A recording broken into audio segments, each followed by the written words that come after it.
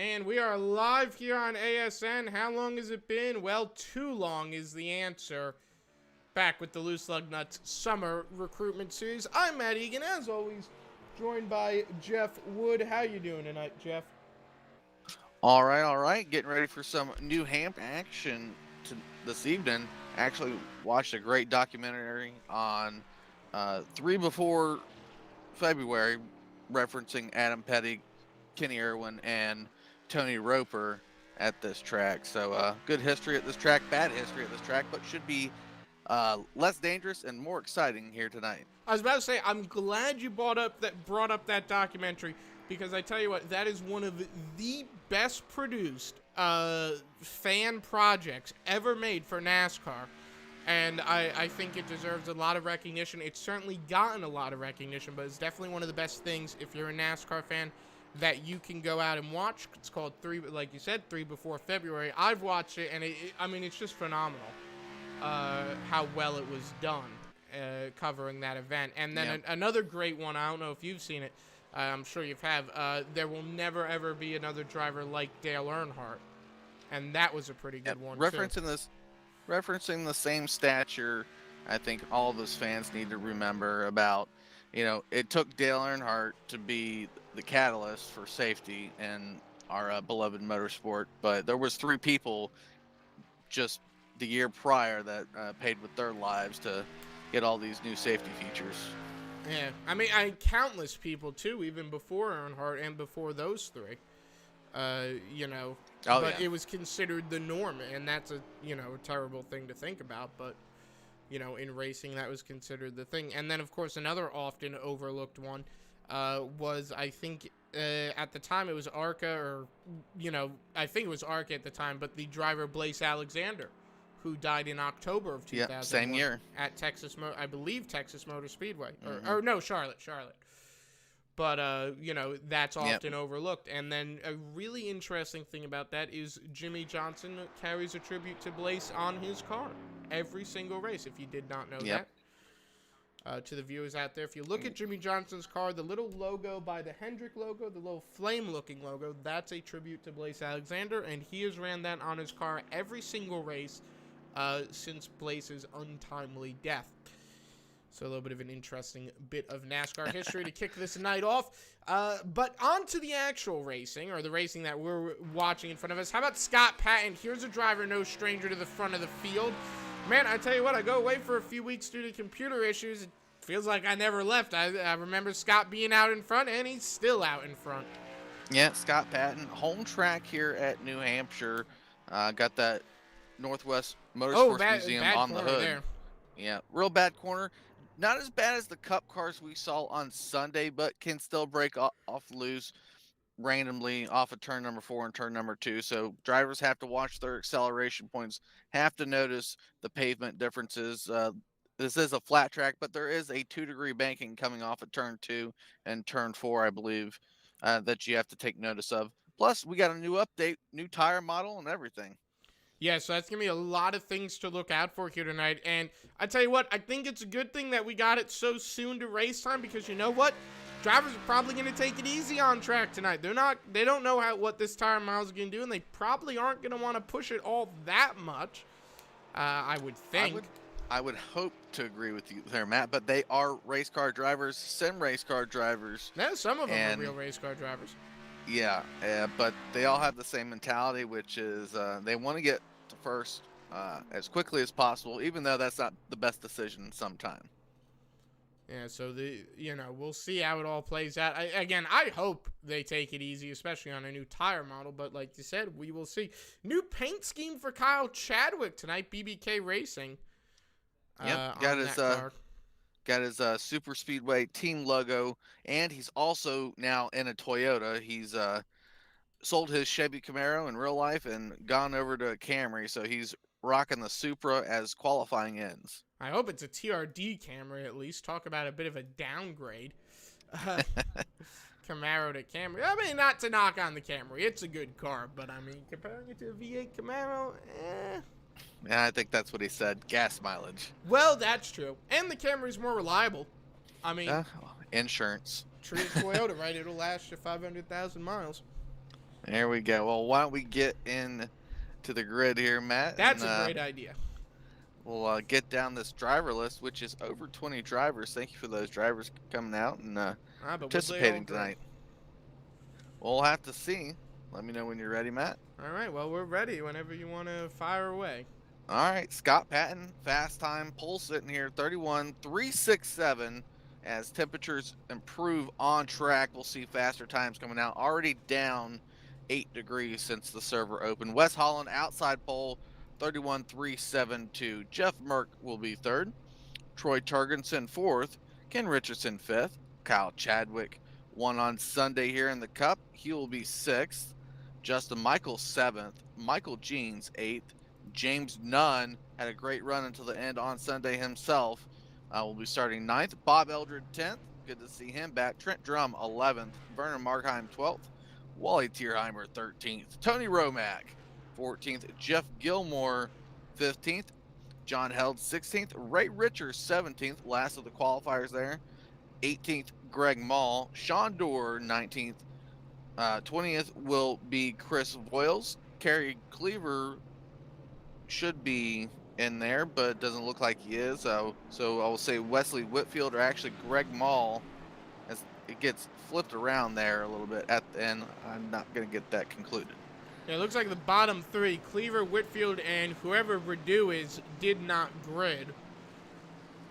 And so it'll be, whatever the lineup was, -3 taking the green flag here tonight. 100 laps of action coming at you from the Magic Mile in New Hampshire. And just off to your left there as we come down the back stretch, you get a glimpse of that road course. And in the spirit of running Rovals, how about we run the New Hampshire road course one of these times? I mean, it would actually make this track interesting for a change. Yeah, get to see the parking lot a whole lot more, that's for sure. Although with this group of drivers, I think any race is interesting, so I think we're in for a good one here tonight. Pace car getting ready to drop in about 2 seconds. We'll see him come on down. And there you go. Pace car down. The grandstands of empty fans is not on their feet. Green flag in the air. We're racing. Yep, good jump by the front two. Head down to turn one. Outside lane going to be dominant. Ooh. Yeah, what a run there for Wesley Holland. I'm not surprised by that. The outside line is the fast line around here at New Hampshire Motor Speedway. It always has been, and it really always will be. I don't think you're ever going to see a time where that bottom's fast, and Wesley Holland proving it right there on lap 1. Yeah, Scott Patton's definitely the faster car here. He's going to have to work to get back around Wes, but Wes wanting the lead, lap number 1. Going to get to the line, but Scott Patton inside line dig here. Patton's going to have a really hard time here just being on that inside line trying to make ground that. I mean, I don't think he's going to be able to do it. That inside line's a hard line to work at this track, but he's got a good run down the back straightaway, I have to admit. Coming side by side, Patton's got the advantage. If he clears Wes into 3 and 4, which it looks like he's going to do, maybe, yes he does, this might help him out a whole lot. They are 3 wide. Kyle Chadwick, Ken Richardson, and I want to say Troy Turgensen. Yep. Big 3 wide move for Jeff Merck to start that all off. Now they're down in turn number 1 and 2, 2 by 2. Still the same guys through the top 10 right now. Big breakaway, I think, for the top 10. Kyle Chadwick really fighting hard back there behind that 987. Yeah, it looks like he's falling back a little bit, but I mean, I'm not entirely sure. Ken Richardson definitely fast on that bottom lane at the moment. Actually, surprisingly making it work. Might make me take back those words about that bottom lane never working. Looks like he might be able to slip up in front of Chadwick here. Although Chadwick he closed that door real fast and made a little bit of a nudge just for good measure. Yeah, contact between that 16 and 88 as they continue to battle out. Troy Turgensen definitely seems like he's slipping off here. We'll have to see. There's a move by Michael Jeans to the bottom. Yeah, Michael Jeans trying to get by. He's trying to really hold on to position. He's been on that bottom lane for the last few laps. It is now with Bob Eldred. I like that paint scheme, reminiscent of Ross Chastain with that number style. As they are side by side, and it looks like Justin Michael going to get by Bob Michael Eldred Jeans. on the wall. Right in front of Justin Michael there. Doesn't look like he got a lot of damage, though. He'll keep that car facing the right direction. Yeah, well, I mean, he carried a lot of speed when he hit that wall, so that was a somewhat positive, minimal incident. Yeah, you see the right side crinkled up, but just a little bit. Yeah, you can afford some of that here. It is a 1-mile speedway, but you still want that ability to turn the right front. Yeah, no doubt about it. Meanwhile, how about Scott Patton holding on to the race lead now? He's got to hold off Jeffrey Merck. Merck's got a lot of speed in that number 6, and Merck gets the wall. Yeah, down the middle of the backstretch. Doesn't seem to hurt your times either, as long as it's in the middle of the backstretch. So he'll maintain here. The thing that I'm waiting for here is we saw it in qualifying. We saw it from Scott Patton, actually, in qualifying. We just saw Wes get loose. I'm waiting for one of these drivers to lose it off of 4. And I'm not saying that because I want to see a yellow. I want to see nothing more than this race go green to the end. But I got a feeling we're going to see one of these guys have that back end step out off of turn 4.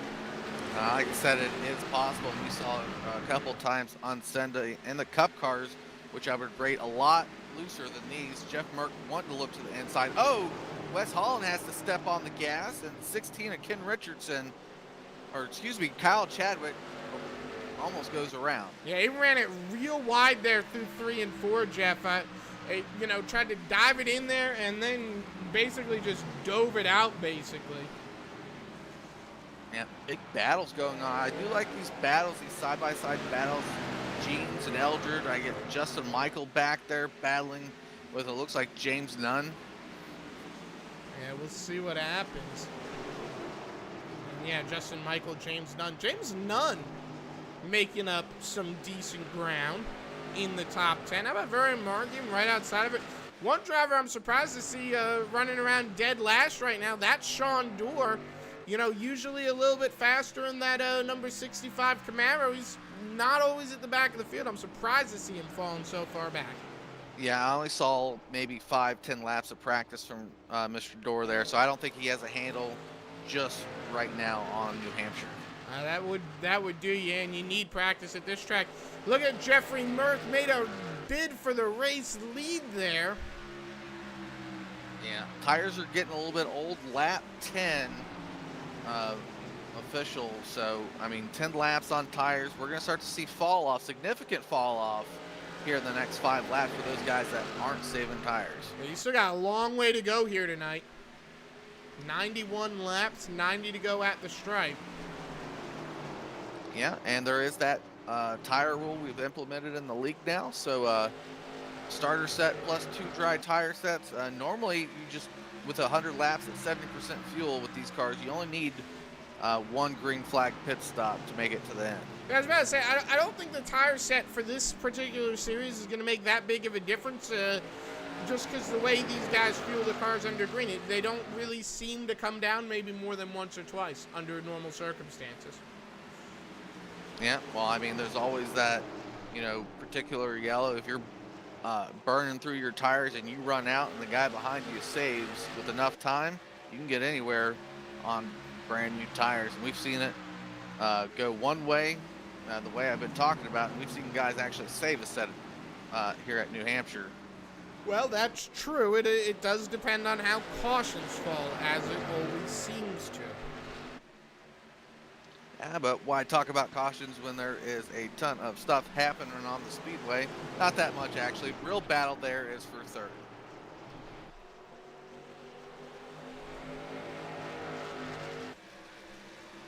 Yeah, right now watching this battle here. Wesley Holland just kind of trying to stick his nose in there. I've seen it a few times. But Wes is a smart driver. He's not going to go in kind of just, willy-nilly and just, risk his car. You know what I mean? Yeah, well, plus he was probably a 10th, maybe 12th place fastest car during practice. Laid down a great qualifying time.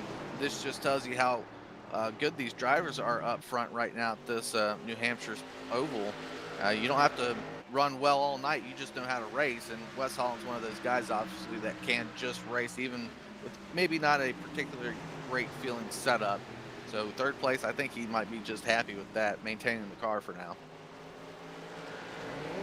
Just see how it all plays out here. When do you think we can expect these guys to come down pit lane? We watch Bob Eldred. Oh, I thought that was gonna be a caution. I was expecting none to go right into him. Yeah. hopefully they're using good communication. iRacing service allows us to communicate driver to driver, so you can yell out to avoid if possible. Probably that occasion right there. Barely missed him there at the back end. So, as I was saying, when do you expect to see these guys maybe start hitting the pits? Well, our leaders might wait till after halfway point, after lap 50, if that is the correct fuel assumption. But anyone that obviously wants to do something different, you ain't gonna win following the leader around the speedway. So you got to maybe mix it up, lap or two prior, maybe get some good times on the track while the leader is on old tires. Yeah, that's definitely a good point there, and it'll be interesting just to see how all these strategies work out. Like you said, everyone kind of getting single file, starting to get strung out, really as a result of the tires right now. So this is going to just become a war of attrition, and to see who can save better. It looks like Vernon Markey, he might be benefiting from that. Riding outboard, James Nunn, and you can see that 923 Toyota Supra just starting to close in. Yep. A lot of Supers out there. They sure do like them in this Xfinity series. But yeah, Margheim, one of those guys that was not in the top 10 breakaway to start the race, really coming to him this car at the moment, getting to James Nunn a little bit sideways to 951. Yeah, side by side here into 3 and 4, and Margheim, he got in there hot. Took him a while to get on the brakes, but he'll get the pass.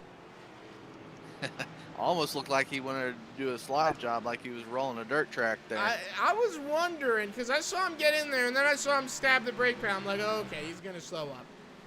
Yeah, James Nunn showed him the door on that last corner prior to this, but really a respectful move there for the 951 to just keep him going forward, kind of like that. Yeah, that driver in that 923, he's got speed. He just got to kind of, figure out how to harness it 100%. You know what I mean? Yeah, like I said, just now breaking it into the top 10. He's going to have to pass, which is what's going to eat up his tires. So maybe Margheim has to use what he has here to break down a couple cars. James Nunn, Bob Eldred up on the chopping block next. Bob Eldred gave a lot of room there. Yeah, I think Eldred is just in it for the long haul right now. He's got a little bit of damage already, don't forget. So he might not just want to risk it. He's got a top 10 run going, so he probably figures, hey, I'm here. Why mess up the car racing for, one more position? That is true. See Scott Patton still holding down a 1 second lead, second, third, and fourth, right on top of each other. That hasn't changed. Yeah, they are still pretty close together, and I'm waiting for Wesley Holland to make his move. I know he's sensible, but he's got to smell blood in the water. That 60 car is a lot slower than he is right now. Yeah, and the bad thing is they're probably, if not closer to being about an even car. I think Merck has had a little bit of a tire fall off because he was right up there on Scott Patton, and then obviously Scott's went away. So here goes Wes with this move. Big old slide job coming up. There you go. Jeff Merck slaps that brake a couple times just so he doesn't run in the back end of the four. So that's the pass, and again, blood in the water. Here comes Troy Turgeson with another pass. This will be a pass for third now if he can get by him. Merck not letting him have it so easily. Not Merck's defending the top line for sure. Like I said, I think Merck's used up a little bit, or maybe crinkled the right front too much. Troy gonna make that same move? Nope, he can't.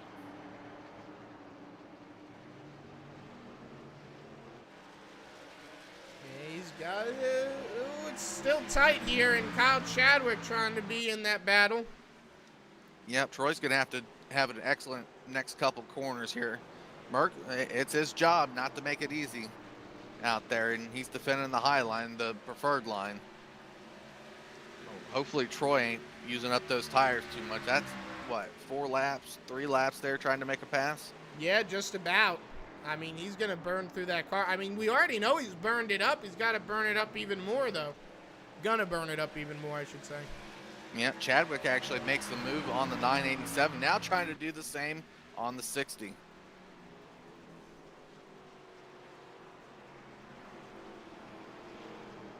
Jeff Merck is not an easy guy to pass here in New Hampshire, evidently.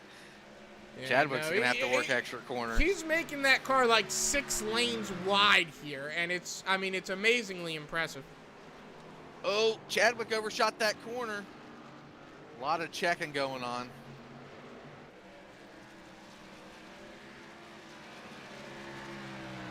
Well, that's a downfall of what that battle could have been, unfortunately. Chadwick misses the corner. Merck slides up. Troy Turgerson hits the brake, and now they all got to recollect their thoughts. Yeah, it's a crazy situation right now. Ken Richardson trying to move his way on up through the field. He's got that 08 behind him, and that 08, he has not fallen off as bad as everyone else. No, but see, Ken is what I would call a preferred flat track guy. He likes Pocono. He likes New Hampshire. He likes Milwaukee. So he does well here. But like I said, his tire fall off.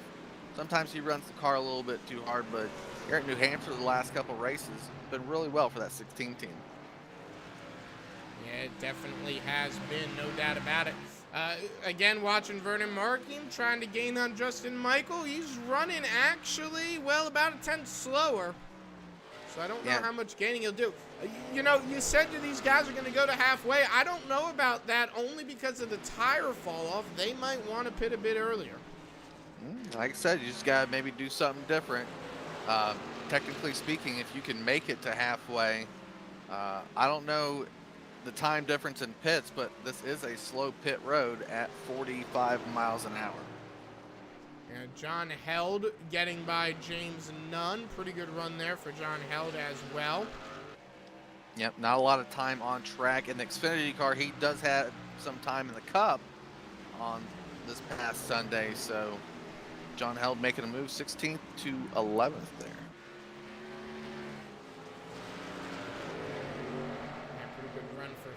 So far here tonight. I'm interested in this battle for the lead now that Wes Holland's got second, if he'll be able to make anything happen.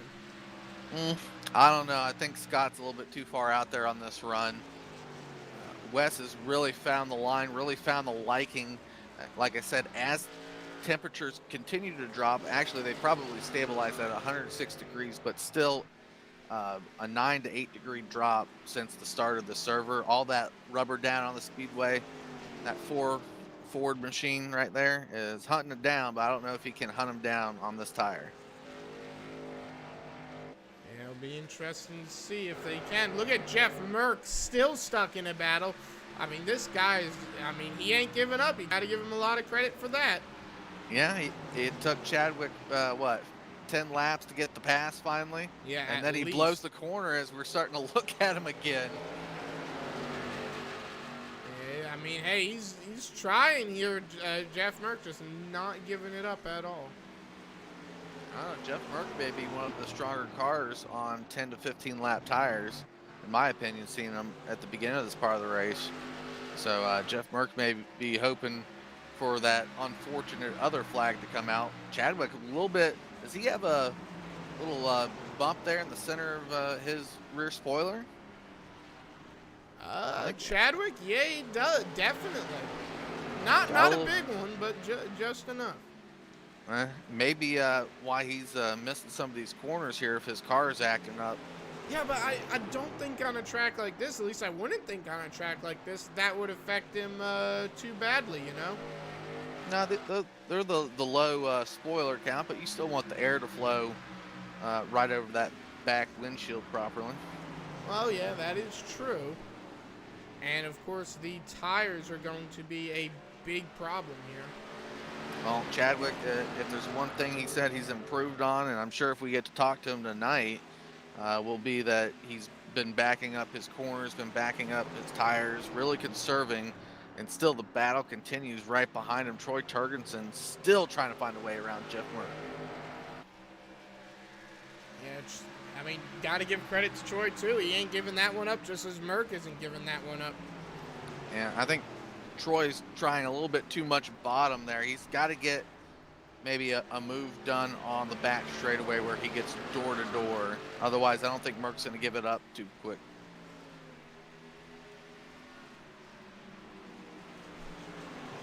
Right now, 32 laps in, not a lot of racing left till that halfway mark.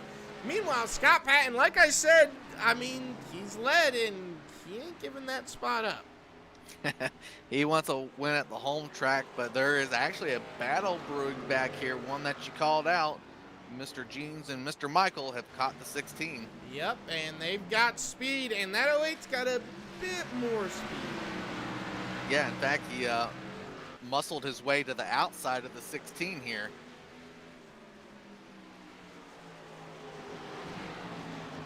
Ken given a lot of room, going straight to the bottom. Gonna float up. That's gonna hurt the 87. No, Ken, pitting going on. Yeah, we got driver, and it is Jeffrey Merck, first driver. Well, I think we all saw that coming as he had fallen off from his second place battle. So I'm wrong. So this is gonna be a 2-stop here tonight. Yeah, well, I mean, for him anyway. Yeah. I don't know about Patton. I mean, if Patton can push it, 20 more laps? And that's asking a lot out of that car. Yeah, it's possible. Merck's away, 4 tires. Same thing with Ken Richardson. But they went a full lap down all the way back to about second place. So about a 27-second maneuver to get down pit road. I mean, when you think about it, right? How far do they have to go halfway? Do they have to get to 50 to go, or can they milk it to 60 and then, you know? No, I'm just assuming on fuel and green flag and this being a 1-mile track. So I imagine they could get to halfway, but, you know, I think they might reconsider it looking at Jeff Merck. Wes Holland gets passed, but, you know, there's 35 lap difference in tires. We'll have to see how close can Merck get to the leader. Maybe that forces Scott Patton to think about his pit strategy. I think if nothing changes, you're going to see the top 5 at least try to push it to 50 laps to go.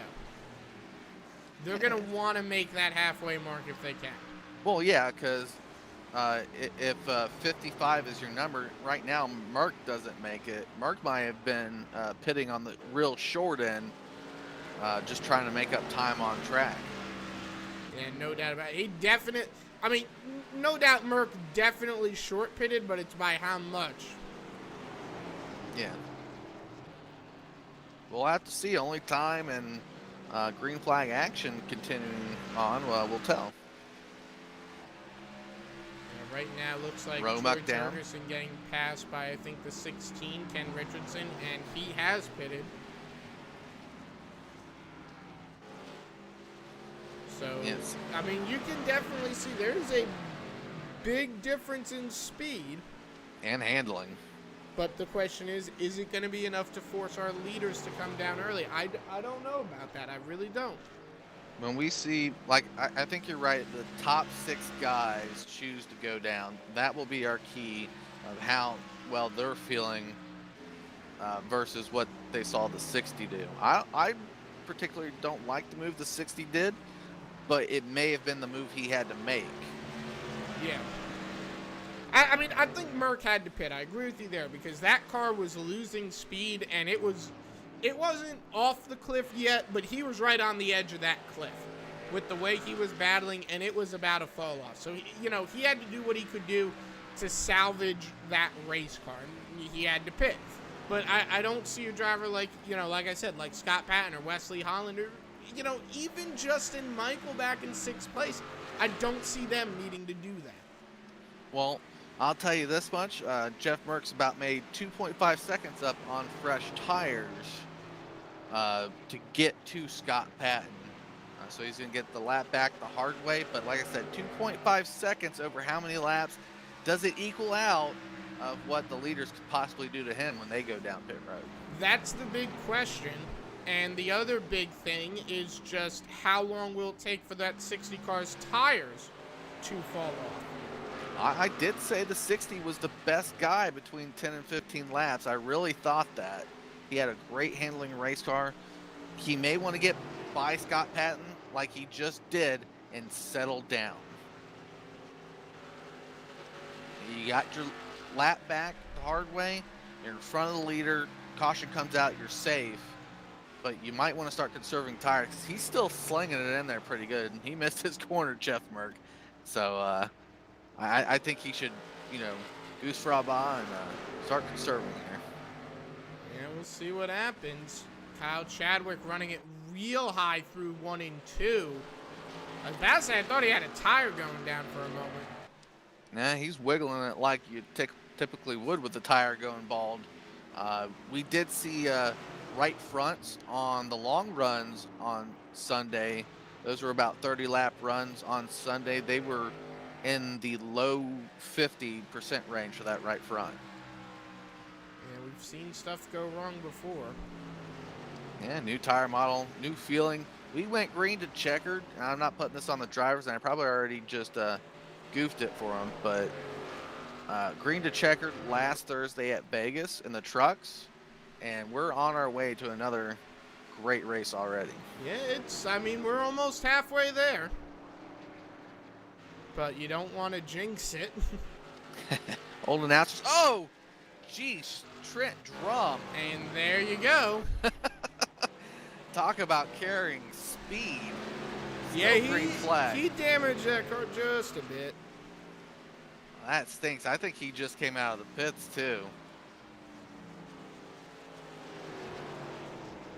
Oh, that went straight to the wall as we're talking about the wrong stuff, Matt.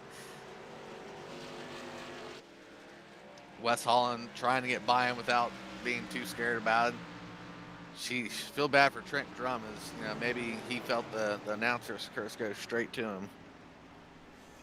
Yeah, that was a pretty interesting situation that happened there. And from now on, we will not mention cautions. Nah, right in front of the leader, too. That's a bad spot. Probably made Scott Patton miss a heartbeat or two. Probably. I wouldn't doubt it.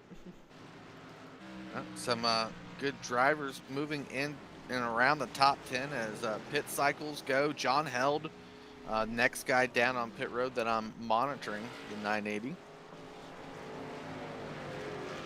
tires for him.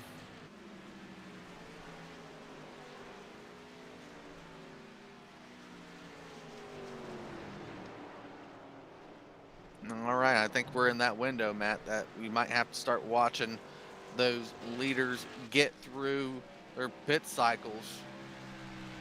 Yeah, I believe you may be right on that.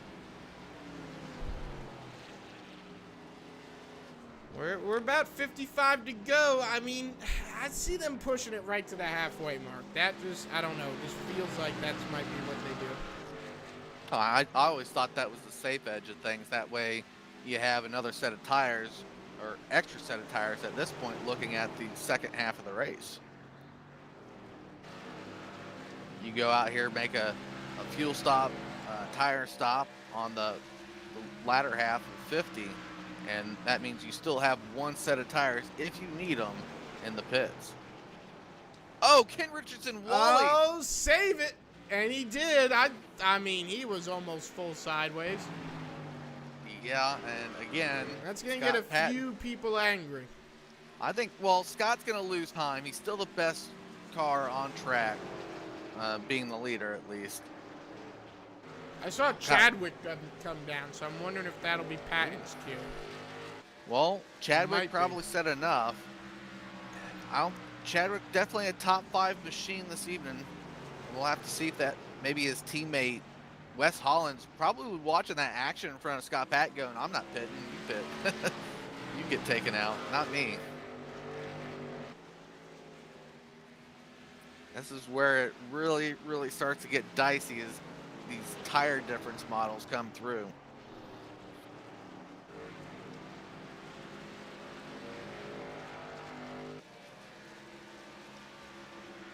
More laps for Scott Patton and Wes Holland. Michael Jeans through 3 and 4, about 13 seconds off pace. Yeah, I mean, these guys, they've got to pit soon. You're at 50 to go next time by, so. Well, I did mention a 27-second gap from pit stop to pit exit. Right now, that would put Merck back up into the lead, but not by much more than probably 3 seconds. And we saw Merck make up that time. As long as we're green flag, those guys that pitted around 35 aren't looking too hot. Right now, 51 laps in, 50 to go. Does Patton hit the pitch yet? No, he's still going. Everyone's waiting on the 921. I know the 4 is, the 08 is. 923, Markheim was in 4th. He's heading down pit road. Yeah, I don't blame him. We'll see what Patton does this side. I'd have to imagine he might come in. No. He's just pushing it. He might just be pushing to see how far he goes. Which is an interesting strategy. Not a bad strategy, but an interesting one. Well, the amount of time difference Scott has put down on the track compared to maybe outside the top 10, the pit cycle is going to be difficult for our leaders right now because they're going to have to pass a lot of traffic. 52 laps in. Here comes Patton Scott. Comes down. Here comes Wes Holland. Yep, Holland too. It's going to be all the leaders right now. Anyone that hasn't pitted yet, I guarantee you this lap. Yeah, I'm watching for Michael Jeans and Justin Michael pitted lap prior, so Michael Jeans still holding out there. Says no. Well, here's his one free lap, in my opinion, to Michael Jeans. Now he needs to go down pit road. Yep. I'm surprised he stayed out that extra lap that he did. Yeah, it's fine. You got to do something different. Maybe the 1 lap tire difference in favor of Michael Jeans works out for him. Scott Patton, Wes Holland get out of their pit stalls, 1 and 2 pit stalls there. So 48 laps to go. Jeff Gilmore in 4th. How about that? We haven't talked about him all night tonight. Steady as he goes, the 57 as usual. Finished, I believe it was 3rd on the Sunday Cup Series. So he's just out here doing what the 57 normally does, running his own race and hopefully staying out of trouble. Yeah, it looks like the 28 Chris Boyle's coming out. Michael Jeans staying out, by the way. I just want to point that out. Now he's coming down, but he stayed out, what, an extra lap? 2 laps. Most? 2 laps? Yeah, it'll be 2 at the stripe. 1 lap's fine in my book versus the leader, plus or minus. So, yeah, like I said, you got to do something different. Maybe, like I said, Mr. Jeans thinks. I hope for a good, favorable outcome for him because I don't know if 2 laps versus what Scott Patton's laying down lately is going to do that much.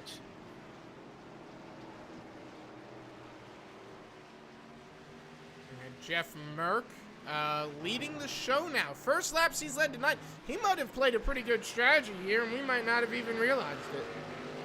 Yeah, but Scott Patton's only 8 seconds back, and Merck pitted 20 laps ago. Unless Merck calmed down, like I said he needed to, I'm not sure about the call. But we'll see. You know, Merck could have had some strategy pulled out of thin air for him, and if it works out, that's great, but it's only 8 seconds. Now down to 5. Yeah, it's not a big lead. Well, you know what would work out for Merck? The one thing we don't want to see. he may be banking on it. I mean, think about it, that would work perfectly. Well, I mean, he's got 1 more set of tires in the pits, as do the rest of these guys. So it's not a bad call until you get past, right? So right now, 57 laps in. I think James Nunn may be the last guy pitting on the speedway right now.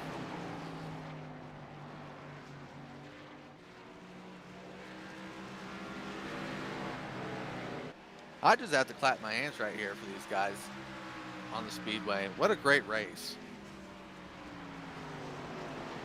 58 laps in, and they've stayed green so far, and at New Hampshire too. Yeah, it's not an easy track. It's hard to pass. It's 100+ degrees on the racing surface. Tires are getting eaten up.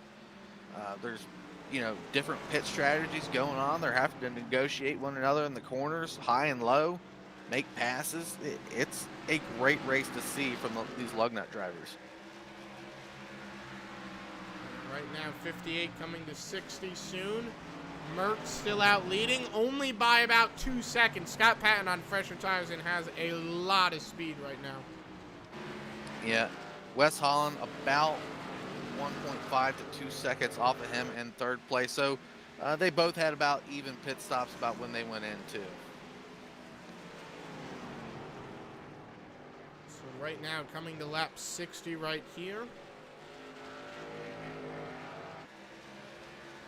41 more times around the speedway, Matt, and Romack sitting there in front of Jeff Merck as Scott Patton, you know, Jaws music right behind them right now. I think Merck wants some clean air. Well, the big question, if you're going to bet on a driver to win this race, who are you betting on? Oh, Scott Patton. Look at this.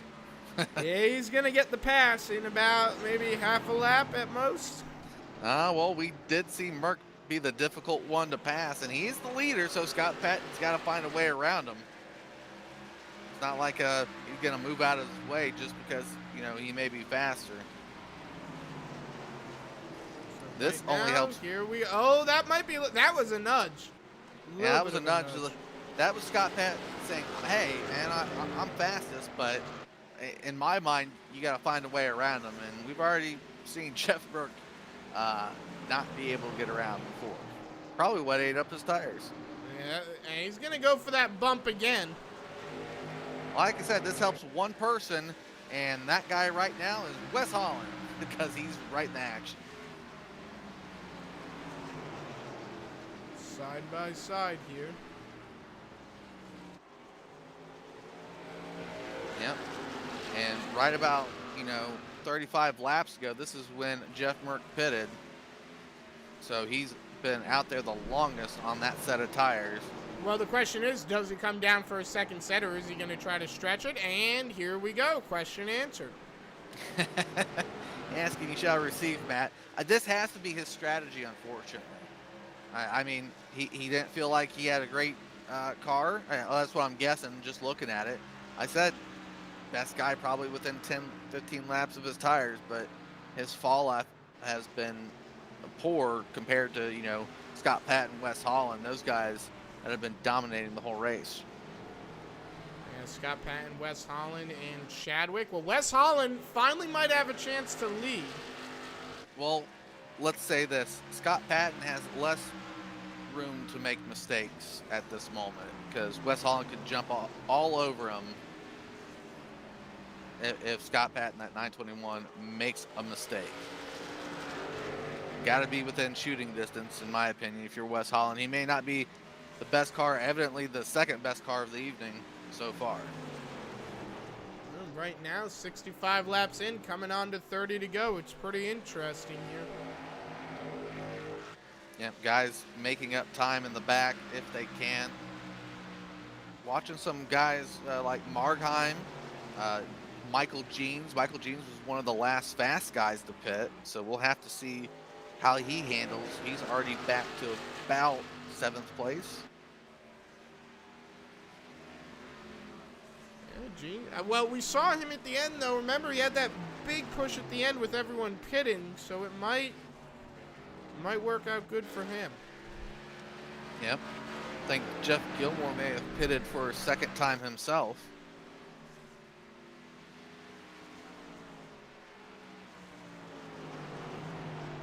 Trying to find some action out here to call out. I'm watching between Michael Jeans and Margheim. There might be something here. Yeah, Margheim can definitely get back to Michael Jeans at this point. I think Margheim about 7-8 lap older tires compared to that 08. So 66 out of 100 laps in. I'll tell you what, man, I mean, this is good racing that we're watching, and, it might not be the closest car on top of car racing, but it's all strategic racing that we're seeing unfold. Yep. How are you saving your tires? How are you playing that game? Ken Richardson goes down pit lane and takes tires. Well, he was one of the early pitters. I'm not surprised. I still think the fuel window is closer to 60. So if you pitted at 45 after, I think you were fine.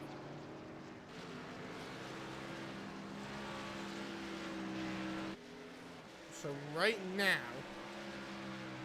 you can see what is Wes Holland about 0.5 of a second off Scott Patton. I think Wes is a little bit quicker right now.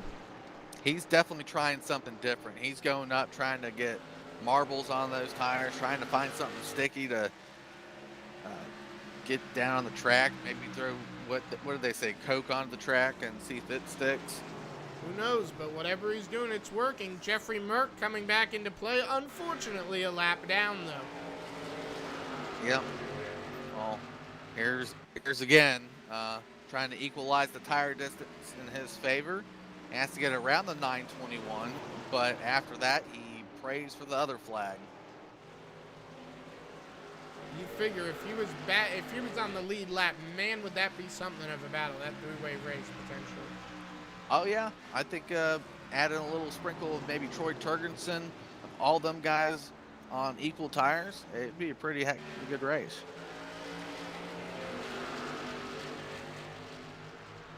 So right now, 906 takes it off the speedway. And yeah, that's Greg Mall off the race. And he was doing good too, but wow, 3 laps down, so something must have happened to that car. First time I've seen Greg Mall back in a while. So good to see him back. Maybe put some tires on track. I know he's been busy this summer. He was having a decent night, I thought. Well, Greg Mall, I mean, he started 18th, no qualifying time. He just wanted to come out here, put some tires down, like I said, and we'll see him back again shortly, I'm sure. Right now, 71 laps in, and the multi-million-dollar question, I don't even want to say it, but I'm going to ask it anyway, do we see a yellow flag? Something happened to the 87 real quick. That is, well, let's see. Oh, yeah, he's out of the race. I'm not sure. Did he come down? Yeah, maybe. On his own power. Maybe something happened at home for Justin Michael, but he was a top 10 car.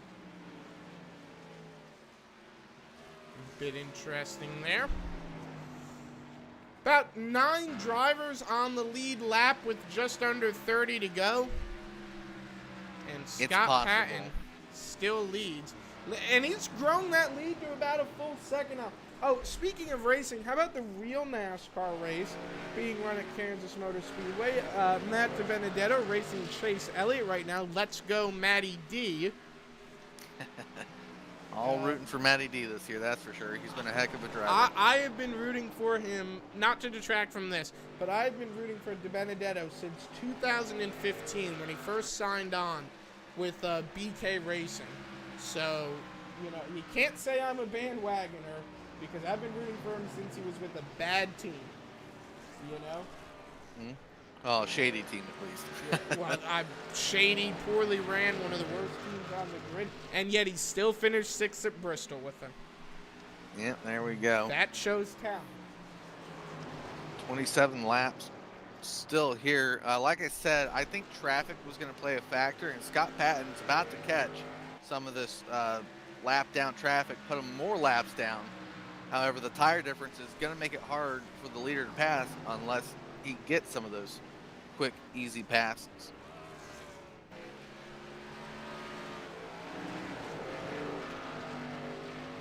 Wes Holland still only 0.8 off, fluctuating in between 7 to 0.8 normally. And he's just doing his thing out here right now. And trying to keep Scott Patton within earshot just in case something happens. Yeah, and hey, I mean, you know, never say never. Scott Patton could make a mistake, and that could be his race. Could be a lap car. It could be of his own accord. You never know with these things. And that's the big thing right there, you know? Yeah, a lot of cars 1 lap down, so we'll have to see. I really thought Ken Richardson was going to get back to the lead lap, but he did not have a great pit stop. Well, right now, 76 in, 24 to go. We'll have to see. Like you said, it's a mainly strategy race out here as it stands. Like I said, pitting after the 50 mark, having a set of tires just in case was the correct call. The guys out here doing the other things are basically forced to do those other things now. You didn't need to stop twice. Hopefully you're listening to that iRacing fuel and adding +2. Yeah, 77 out of 100, and Scott Patton looks like he might just be en route to victory. I mean, maybe Wes Holland is saving with the car, though, you know? Yeah, the Ford can do pretty much anything on the speedway. Like I said, Wes thought he was a 10th to 12th place car coming into this race. When he laid down that qualifying time, I just think he had the benefit of racing around the fast guys and being a great driver on top of that. So he figured it out pretty quickly. Got to see some of the fast times, got to see what the guys were doing lap after lap. And that's how I learned from Wes, and Wes maybe learned from Scott Patton tonight on how to get around New Hampshire. Right now, 80 laps in this time here. Bob Eldred goes a lap down. Yep. Wes Holland went low down the backstretch. I would imagine he got loose there. Yeah, looked like he had to go catch that car.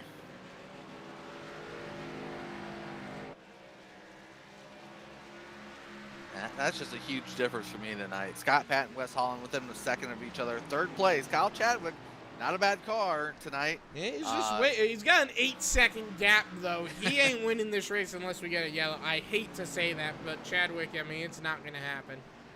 Not Chadwick, like I said, won Sunday, so a podium finish here tonight. Just the icing on the cake for his New Hampshire runs at Loose Lugnuts. Let's see right here at 80 laps in. 20 to go at the stripe. Yeah, they're just clicking off laps at about, I would say on par, about 32-second laps. So the only one doing faster laps that's a little bit scary at this point is Jeff Merck. So I don't know. Jeff Merck's strategy, about the only strategy of pitting twice is that has paid off. So God, you got to have perfect pit stops to do this too. No doubt about it.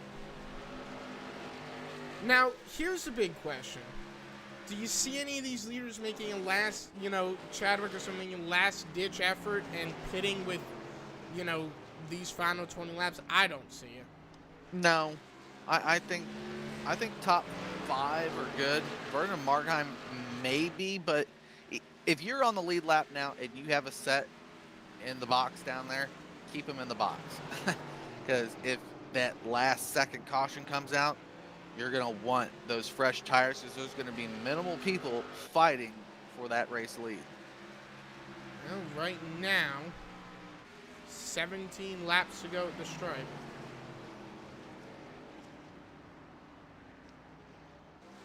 And some lap traffic ahead for Scott Patton. Maybe another chance for Wes Holland to pick up some time if he can get there.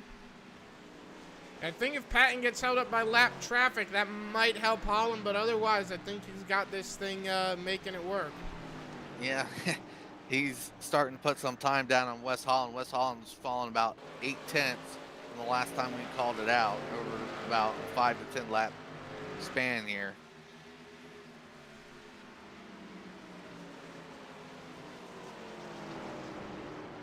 And I'm sure Scott Patton is going to be just tickled to win at his home track if that's the way the last 16 laps go here. And right now, 16 laps to go at the stripe. Yeah, looking through the field, even the lap down cars here, some of them have made good gains this evening. Guys like Chris Boyles, he may be a lap down, but starting dead last on the field, up to 12th. It's just a very interesting situation here with 15 laps to go. I mean, I'm surprised we've gotten caution free, and I really don't want to jinx it, Yeah, I didn't expect it. Vegas probably a little bit easier of a track to get around, especially in the truck. Last week, green to checkered, like I mentioned, and that was a heck of a race. We're seeing it. Great car control. Maybe not the best. Maybe some stuff has happened. We saw Trent Drum slam the wall We've seen Merck do some crazy pitting. We've seen some other guys door and tail slap. But to keep these cars going forward on such a slick, hot track, and as I say that, Chris Voiles got a little bit sideways. Yeah, right now 14 to go. He's got to hold on to it for 14. Count them on, I guess, 14 fingers. More laps. Chris Voiles having a great night. Top 15 car, top 10 car almost. Yeah, if he can make the pass on James Nunn, as he just did, and Ken Richardson, that is a heck of a run for Chris Voiles. There is quite a big gap between him and the 16. Just a handful of laps left here, and everyone, and I mean everyone, spread out a pretty well. Actually, Trent Drum and well, no, that's Wally Tierheimer, Ray Richard, and Richard's 3 laps down, so that's not for position. Yep. Ray, one of those guys that logged in late, had a decent run going on Sunday, but not enough seat time in the Xfinity. So I imagine he's taking it easy. He was one of those guys that went around a couple times on Sunday. And he's just not wanting to press the issue, not wanting to test turn 2 and test turn number 4.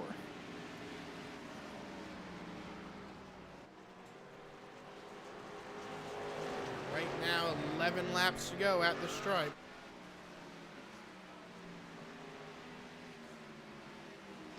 Yeah, Scott Patton's going to find some really racy fellers here in a second because he's getting into the tail end. This is position number 7. Not a slow car, Vernon Margheim, that he's trying to pass right now.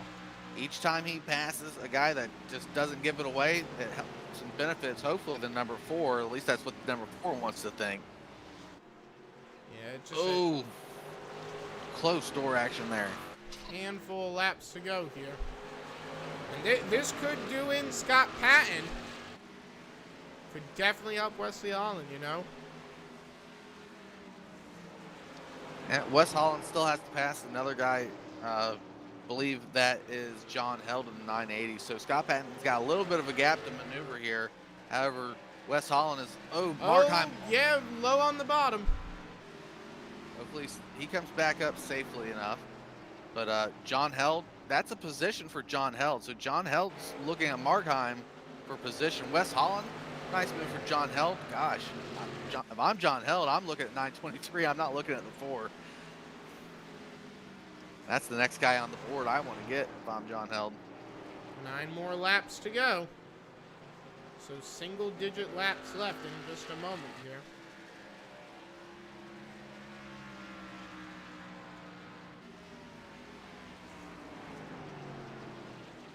Watching some of these other battles in the background as Wes Holland tries to get around these lap cars.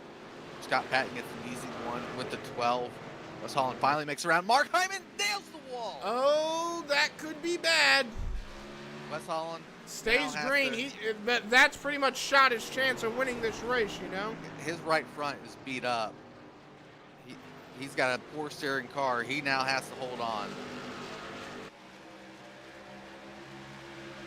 Oh boy. He's going to have to make quick adjustments to get to the end of this race. And 7 laps here at the stripe.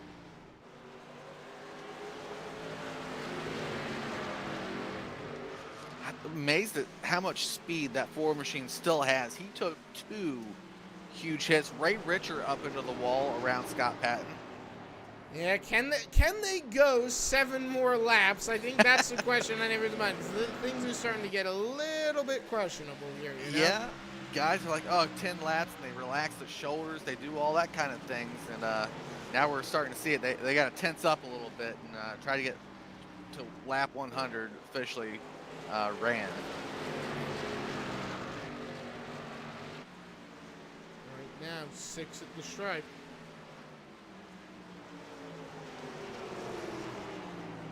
Yeah, monitoring the Ford machine. He's probably going to be stuck in that little group right there till the end of the race. At least he shouldn't be pressing that issue. Chadwick not making up any time. Well, Scott Patton talking about having an easy stroll. Not too easy. He's still got some lap traffic, but pretty much an easy stroll to the checkered.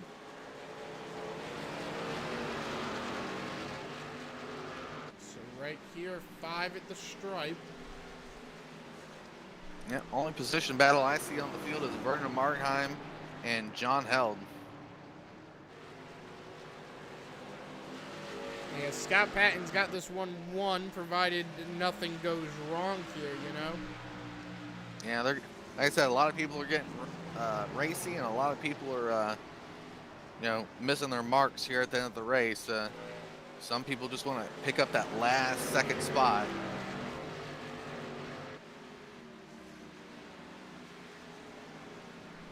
Four more times around for Scott Patton.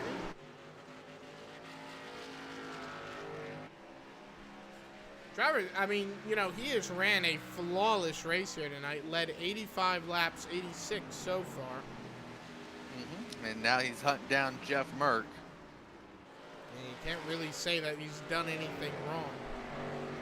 No, ran his race, ran it up front too. Started on the pole, exactly where he wanted to be. Probably not where he wanted to start in line, maybe on the high side, but the only downfall of the 921 of the night was that start. 3 more laps to go right here.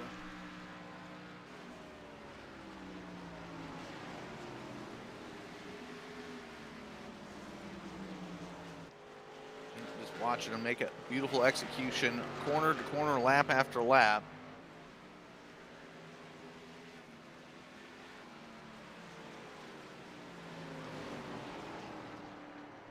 Just 3 to go. Nothing can really stop him. It's, absolutely brilliant to watch. Yep. Northeast Motorsports Museum there is going to get a good call out tonight. I've done it a couple times. I'm sure Scott's going to call him out and for being the sponsor on his hood. And like you said, 80 plus laps led? Yeah, almost 90. It'll be 90 if he wins it. And, right now, I'd say we're watching basically the season Justin Michael had last year. Yeah, that's about how it felt, right? Watching the 87, especially at the end of the year. Talking about a guy that turned it on. Justin Michael in the playoffs, essentially, winning every race and making his mark known that I am the guy to beat. Scott Patton, going to be a great contender going into the winter season. Yeah, the big downside there, of course, is, for Justin Michael. Michael's got a competitor that will probably beat him in the championship, potentially. Yep, got to worry about the 921 or whatever his future number as he comes in and takes the checkered flag. Yep, Scott Patton goes to victory lane. Not surprising. Their absolutely brilliant run. West Holland second, Chadwick and Turgeson. Rest of the field going across the top of your screen. What a run, though. Yeah, for Scott Patton. Green to checkered for the field, too. Congrats to them. Scott Patton wins this race. But 10 laps shy of leading everything, too. Yeah. Congrats, Lugnuts. Congrats, Scott Patton. We'll get these interviews ready here. Yep, we'll get the word in with Scott Patton. Scott, have you got a copy on us? Yeah, I got you, Matt.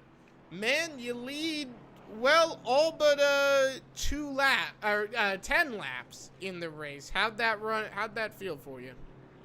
Good. Yeah, nice and smooth all night up front, and yeah, it's nice and smooth. Appreciate the run. Wesley made a heck of a run there, had me on my toes a couple times. I looked back when he caught me a couple times and saw he was doing more of a diamond in 1 and 2, so I kind of moved up and used a little bit of his strategy and pulled back away. So yeah, great run here for the Northeast Motorsports Museum Chevy. How'd the car run here for the most of the night? I know the answer is probably going to be ran fantastic, but give us some insight as to how it was fantastic. Yeah, I like this track a lot. I like this car combination a lot, and it's very much a driver track, so just kind of smooth on the brakes, let it roll through the center, smooth coming off, trying to reduce the tire spin. So, yeah, just kind of smooth all the way around, and those are the kind of tracks I like a lot. All right, any sponsors you want to thank here?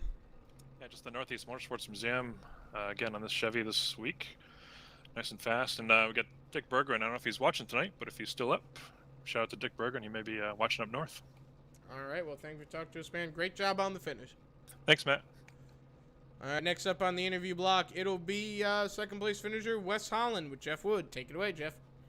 Yeah, Wes Holland here, and holding on really for second place. But let's start at the beginning for you with that good qualifying time. Did that really help out your night? I mean, yeah, it always does to start up front up there. You don't have to really deal with much of the field, but yeah, starting up front was nice. I just don't think I ever had anything for Scott. He was on rails around here.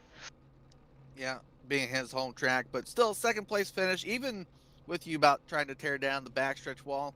Let us know what happened back there. Was it, maybe getting in traffic, or was it just that one mistake you finally had? No, it was every time we came up on lap cars, it upset the handling of the car big time. Like that downforce on the front of the car really changed it, and wasn't used to it. I was just trying to chase Scott down there, and then we got in traffic, and you really couldn't get on the throttle like you could when you didn't have a car right in front of you. So I just slipped up and didn't realize that I was gonna have more downforce than I did, and it stepped out on me, and I almost just killed everybody. Well, lucky enough you didn't. Green to checker 2 weeks in a row for the Thursday night division, and go ahead and thank those that you need to before we let you go. Just all the admins, John over there with loose Lugnuts and over the top. Awesome paint schemes like usual. All my cars got them on there, so check John out, and all you guys in the broadcast booth. They do this for us week in and week out. And my single and only teammate tonight, Kyle. Well, actually Scott's our teammate on Tuesday, but he was an enemy tonight. So. All right, Wes. We'll see you on the next one, buddy. Hey, I appreciate it, guys. All right. Last one for you, Matt. All right, Kyle that'll be Chadwick. Kyle Chadwick. Chadwick, have you got a copy on me? I do. Man, you ran a pretty good run here tonight. Just came up a little bit short. Where did it fall back on you here? Just qualifying. I qualified back in 6th, and then I had to race real hard just to get to 3rd and used all the tires I had. Now, how big of a deal was tire wear for you tonight? It was big. I burnt my tires up on that first run, and then just hit a brick wall and couldn't go. All right, and aside from the tire issue, of course, how did the car handle for you? Car handled good. I just need to get better at qualifying. All right, well, anyone you want to thank, sponsors, that kind of thing? Thanks to everyone at BB&K. Thanks for John for the league, and thanks for you guys for broadcasting. All right, thank you for talking to us, man. Have a great night. Thank you, you too. All right, folks, from all of us here at ASN, we hope you enjoyed tonight's race. We'll see y'all in the next one.